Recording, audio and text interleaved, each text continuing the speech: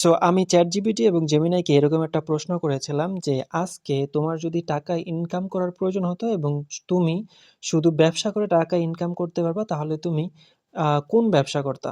So এখানে ১ম এ আমাকে ChatGPT যে উত্তর দিছে সে হচ্ছে ১ নাম্বার একটা হচ্ছে ব্যবসার কথা বলছে। সে যেটা করত সেটা হচ্ছে সার্ভিস বেসড বিজনেস, কারণ সেখান থেকে দ্রুত টাকা আসে। কিভাবে করত সে এক্সাম্পল সহকারে বুঝাইছে। যেমন ডিজিটাল সার্ভিস এজেন্সি শুরু করত। সে কিভাবে শুরু করত? ১ম এ হয়তো সে ভিডিও এডিটিং শিখতো, অথবা Facebook পেইজে অ্যাড ম্যানেজমেন্ট শিখতো, অথবা পোস্টার ডিজাইন বা থাম্বনেল ডিজাইন শিখতো।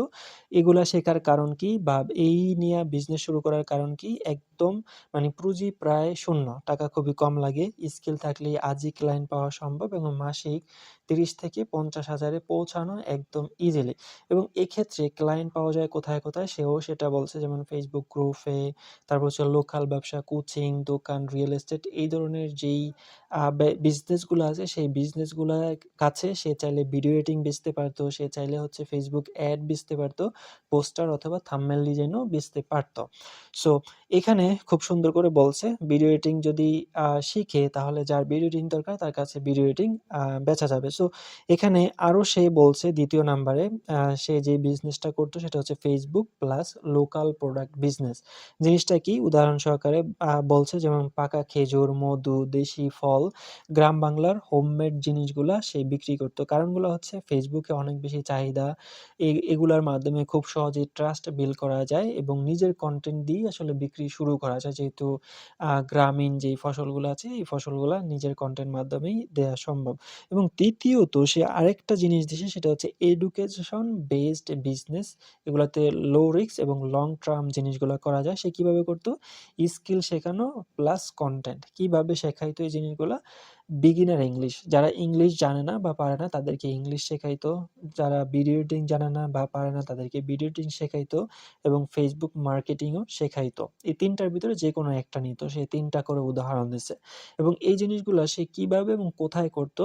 Facebook গ্রুপের মাধ্যমে করতো। Facebook গ্রুপ খুলে সে ইংলিশ শেখাইতো। YouTube চ্যানেলের মাধ্যমে করতো এবং WhatsApp ব্যাচ তৈরি করতো, যেই ব্যাচের মাধ্যমে সে এই জিনিসগুলা করতো। সো সে এখানে একটা হিসাব দিছে ইন্টারেস্টিংলি, যেমন ১০০ জন যদি ৳৫০০ করে জয়েন করে একটা ব্যাচে, ১০০ জন জয়েন করে ৳৫০০ করে দেয়, তাহলে ৳৫০,০০০। সো সে এখানে আরো একটা জিনিস বলছে, খুবই ইন্টারেস্টিং জিনিসটা। আমি কি করতাম না, মানে ও যদি বিজনেস শুরু করতো, বিজনেস শুরু করার সময় কি করতো না? ড্রপ শিপিং যে রিস্ক আছে ওইগুলা নিত না। রিস্ক বেশি ড্রপ শিপিং করতো না। বড় দোকান নিত না। ক্যাপিটাল অনেক বেশি লাগে এবং MLM শর্টকাট বিজনেস এই ধরনের কোনো বিজনেস সে শুরু করতো না। সো সেইম প্রশ্নটাই হচ্ছে আমি জেমিনাইকে করছিলাম এবং জেমিনাই কি উত্তর দিছে সেই জিনিসগুলাই আমি এখানে দেখি। সো এখানে সে বলতেছে, আমি বর্তমানে এআই চালিত personalised learning and skill platform শুরু করতাম। এটি সে কেন করত? কারণ বর্তমান বিশ্বে মানুষ খুব দ্রুত কিছু শিখতে চায়। কিন্তু গতানুগতিক শিক্ষা ব্যবস্থা সবার জন্য কার্যকর নয়। তো সে এই ব্যবসাটা কিভাবে করত সেগুলাই সে এক্সপ্লেইন করছে। এখানে ১ নাম্বারে সে বলছে ব্যবসার মূল ধারণা, দ্য কোর কনসেপ্ট। কনসেপ্টটা কি? একটি প্ল্যাটফর্ম যেখানে একজন ব্যবহারকারী তার বর্তমান দক্ষতা এবং লক্ষ্য গোল ইনপুট দেবেন। আমার সিস্টেম তার জন্য একটি কাস্টমাইজ রোডম্যাপ তৈরি করবে এবং তাকে হাতে কলমে শেখাবে। এটি কেবল তথ্য দেবে না, বরং একজন টিউটরের মতো ভুল ধরিয়ে দিবে। সো ইউ থিংক যে এমন একটা ওয়েবসাইট আছে যে ওয়েবসাইটে আপনি আপনার দক্ষতা এবং আপনি আপনার গোল আপনি হচ্ছে লিখবেন বা দিবেন, দেওয়ার পরে সাবমিট করবেন। সাবমিট করার পরে আপনার ওই গোল এবং লক্ষ্য অনুযায়ী আপনার জন্য পার্সোনালাইজড একটা রোডম্যাপ তৈরি হবে এবং ওই রোডম্যাপ অনুযায়ী আপনাকে কি, কি শিখতে হবে সেই জিনিসগুলা বলবে এবং আপনার থেকে হোমওয়ার্ক নিবে। নেয়ার পরে কোথায়, কোথায় ভুল হইছে সেই জিনিসগুলো সে ধরিয়ে দিবে। সো এরকম একটা ব্যবসা সে শুরু করতো এবং কেন করতো? কেন এই ব্যবসাটি বেছে নিত সে? চাহিদা অনেক বেশি এবং কম খরচ, বেশি লাভ এবং ব্যক্তিগত কারণ, সবার শেখার গতি এক নয়। সো এআই ব্যবহার করে প্রত্যেকের জন্য আলাদা, আলাদা কারিকুলাম তৈরি করা সম্ভব, যেটা আসলে আগে করা সম্ভব হইতো না এবং আয়ের উৎসগুলাও সে বলছে। আয়ের উৎসগুলা কি হইতো? সাবস্ক্রিপশন মডেল হইতো অথবা সার্টিফিকেশন ফি, তারপর হচ্ছে B2B এই ধরনের ব্যবসা সে আ বিজনেস মানে আয়ের উৎস সে বসাইতো। সো এখানে ছোট্ট একটা টিপস সে বলছে, এই জিনিসটা আমার কাছে খুব ইন্টারেস্টিং লাগছে যে একটি ছোট টিপস।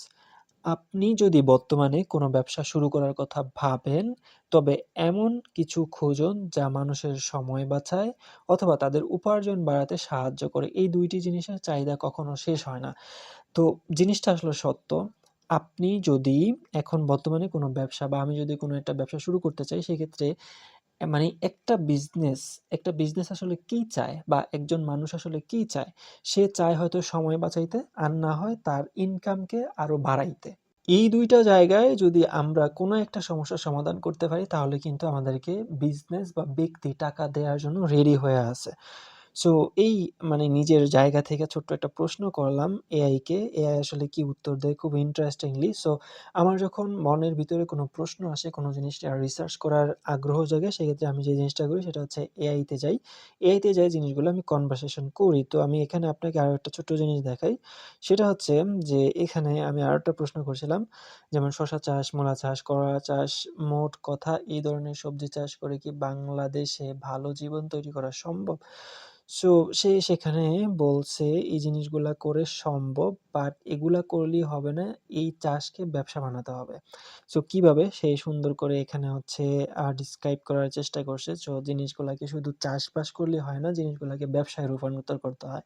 সো ছোট, ছোট যেই প্রশ্নগুলা আছে, যে প্রশ্নগুলার উত্তর আমরা সচরাচর নিজেদের জানা নাই বা এমন কোনো মানুষের সংস্পর্শ আমরা সময় মতো পাই না, যাদের কাছে আমরা প্রশ্নগুলো করে ওই প্রশ্নের সমস্যার সমাধানগুলো আমরা নিবো। বাট এআই এখন খুবই ইন্টারেস্টিংলি ওই প্রশ্নগুলার সমাধান দিচ্ছে এবং আমরা চাইলে এআই এর হেল্প নিতে পারি। এআই ইজ ভেরি বিউটিফুল এবং ভেরি হেল্পফুল ফর মি, এবং আই হোপ আপনার জন্য অনেক বেশি হেল্পফুল হবে। এবং আমাদের চ্যানেলে যদি এআই বিষয়ক আরো জিনিসগুলা জানার আপনার আগ্রহ থাকে, তাহলে সাবস্ক্রাইব করে আমাদের সাথে থাকতে পারেন। দেখা হবে অন্য কোনো ভিডিওতে। Till then take care. আল্লাহ হাফেজ।